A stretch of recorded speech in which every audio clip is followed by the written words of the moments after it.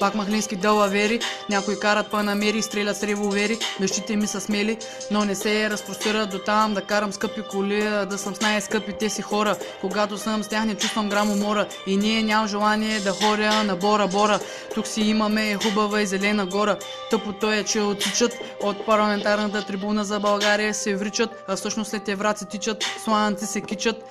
Новите с-класи карат и за оная работа се барат. Когато някой организира протест, горитат и го питат: къв си ти, бе, момче? Когато сме най-зле, все така да сме. Все така да сме. Когато си израснал, мухлясал панил до Димитроградския пазар, определено не си газар, защото не си издрехи от мола, студено ми е в хола, не съм виждал маска гола, освен на порно сайтове, изкачвам джунглата и ви пера с майтове, а ти събираш лайкове, карам байкове с шпайкове, звъня на известни личности по скайпове, а те ми пъчат с новите си найкове. Ко ми пъчиш, бе?